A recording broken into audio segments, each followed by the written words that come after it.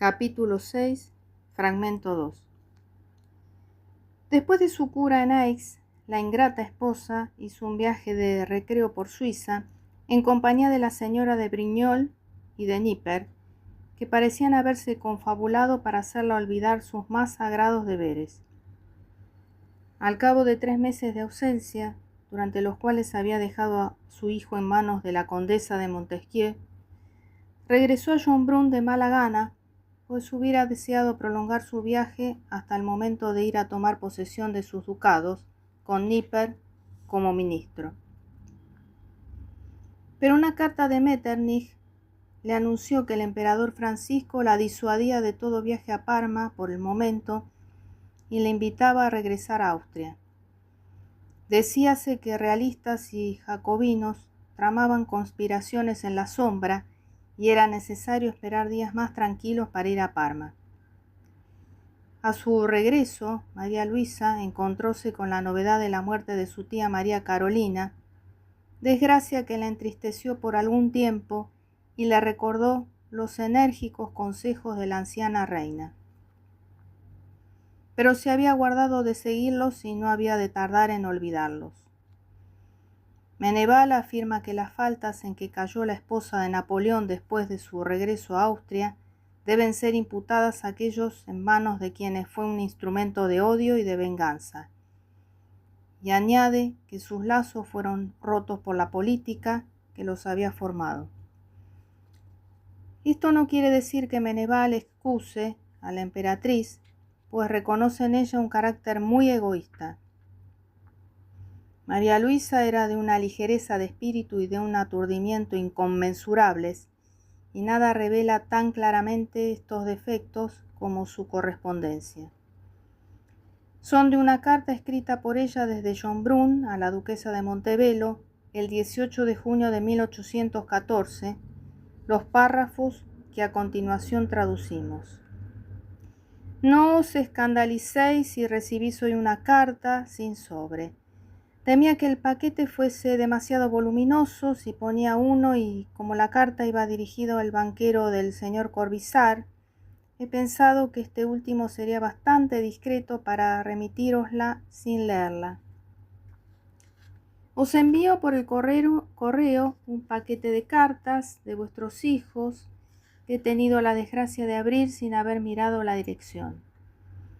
Me lo perdonaréis porque no las he leído. El 7 de julio del mismo año escribe desde Berna a la misma confidente. Hace algunos días que sufro mucho porque tengo la sarna. Me salen unos granos muy feos en las manos y los brazos. No sé dónde he tomado esto. Espero que se me irá con los baños. De todas maneras, no haré nada antes de haber visto al señor Corvisart. He tenido el gusto de ver al virrey, Eugenio de Beauharnais. Me detuvo 2 horas en Múnich y me llevó a cenar. Sus hijos son muy guapos. Los he visto a todos. Son más robustos que mi hijo. Encontré a la virreina muy cambiada y enflaquecida. El virrey tan alegre, a pesar de la pérdida experimentada hace poco, que casi quedé escandalizada. El mundo me da cada vez más asco. La gente me parece toda inconsecuente o perversa. Solo vos sois un ángel extraviado en la tierra.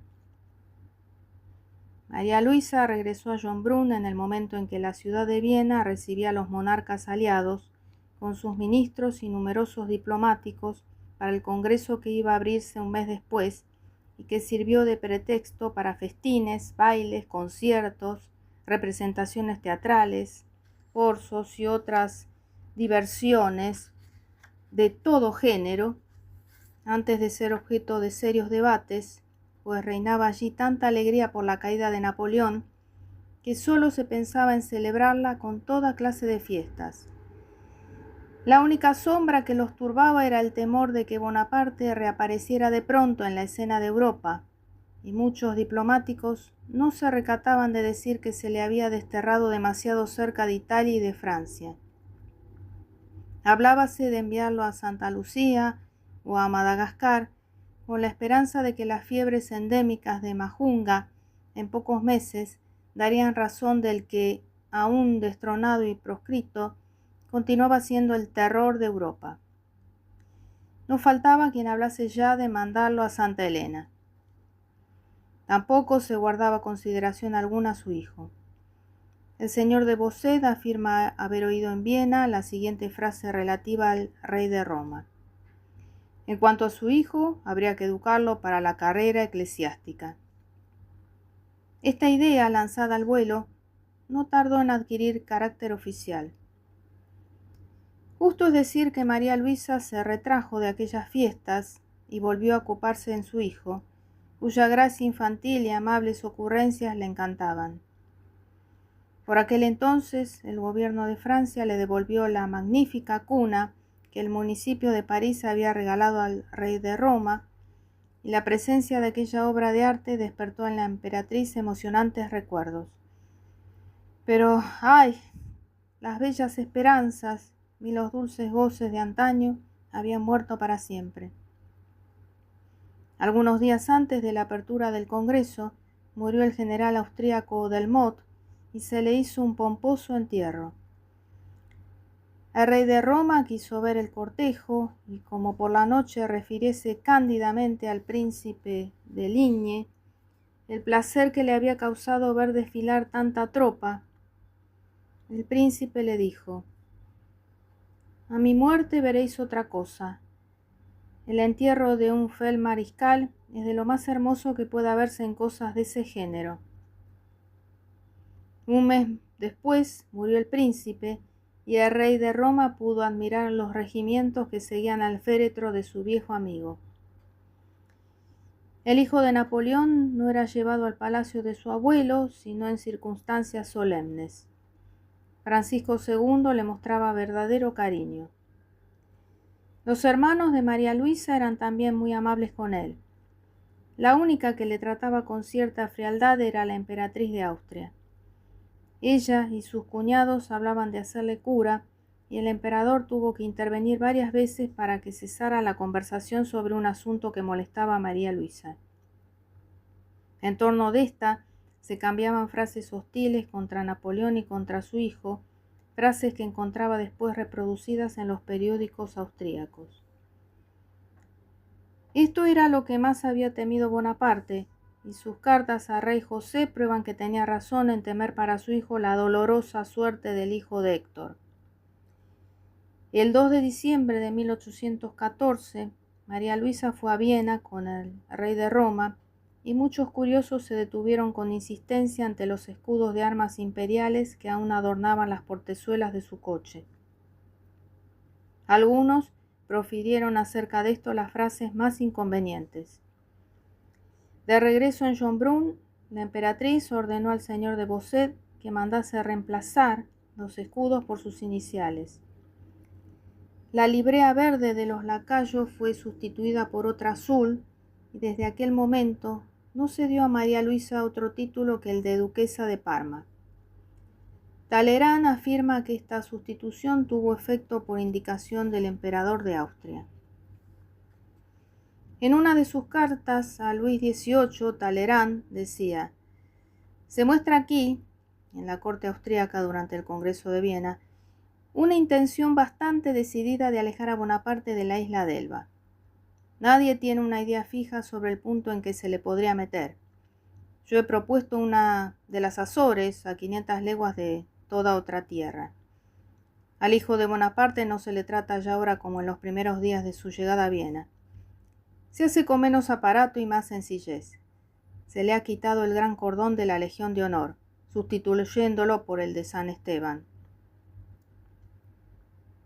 Cierto día el astuto diplomático francés tuvo ocasión de encontrar al reyecito, y el archiduque Carlos, designándoselo, le dijo maliciosamente: «¿Reconocéis a ese niño?».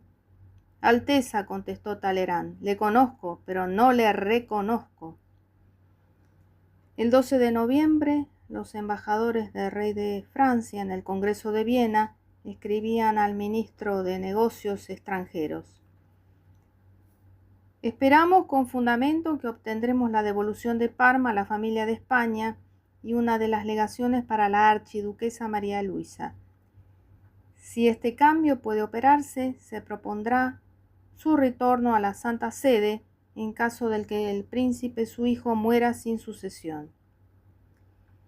El 23, los embajadores de Luis XVIII escribían a su ministro de Estado: si las palabras del señor de Metternich pudiesen inspirar la menor confianza, habría fundamento para creer que encontraría a la archiduquesa María Luisa bastante establecida, obteniendo en el estado de Lucca, que renta 500 a 600.000 francos, y que entonces las legaciones podrían ser devueltas al Papa y Parma a la reina de Etruria. Pero el 7 de diciembre, Talleyrand se quejaba de la astucia de Metternich, que no pensaba más que en hacer perder tiempo al Congreso y distraía con múltiples fiestas su atención de las cosas más graves. Sin embargo, el 20 de diciembre creyó poder decir: espero fundadamente que la reina de Etruria será preferida a la archiduquesa en la adjudicación de Parma. El príncipe de Benavente se engañaba. María Luisa iba a obtener los ducados de Parma, Plasencia y Guastalla, pero sin poderlos legar a su hijo, en contra de las prescripciones formales del Tratado de Fontainebleau. Nadie se tomará el trabajo de examinar los derechos del pobre niño, y su madre, con un egoísmo indecible, no pensará siquiera en formular la menor protesta. El Austria encontró aquella exclusión necesaria para hacer admitir por sus aliados la concesión hecha a María Luisa. La influencia de Nipper sobre esta princesa se dejaba sentir cada vez más. Así es que la había inducido a ceder al deseo, altamente expresado por Metternich, de romper toda comunicación con la isla de Elba y entregar al primer ministro y a Francisco II las cartas que recibía de Napoleón. Gracias a esta cobarde sumisión, el emperador de Austria, queriendo probar hasta dónde llegaba su energía personal, pudo enseñar a los aliados reunidos en Viena una carta en que Bonaparte se quejaba del obstinado silencio de su esposa.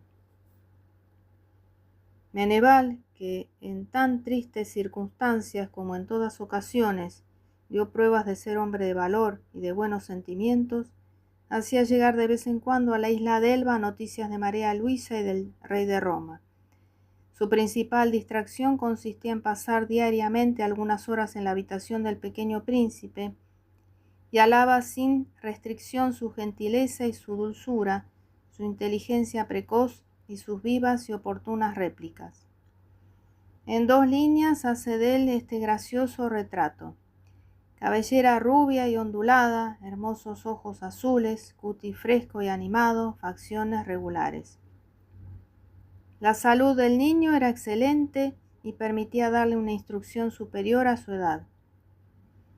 Su buena haya tenía para él una ternura y cuidados excepcionales. Lo lavaba habitualmente a las 7 de la mañana, después de una plegaria en que el reyecito no se olvidaba nunca de su padre. Empezaban las lecciones. El niño, que iba a cumplir 4 años, leía ya correctamente. Había aprendido las primeras letras con la amable hija de Madame Soufflot. Poseía algunas nociones de historia y de geografía. El capellán de la legación francesa, P. Landi, le hablaba italiano y una ayuda de cámara en alemán, pero no le gustaba este último idioma a causa de su ruda y difícil pronunciación. Después de sus lecciones, corría a sus paseos y a sus juegos por el parque de Schönbrunn.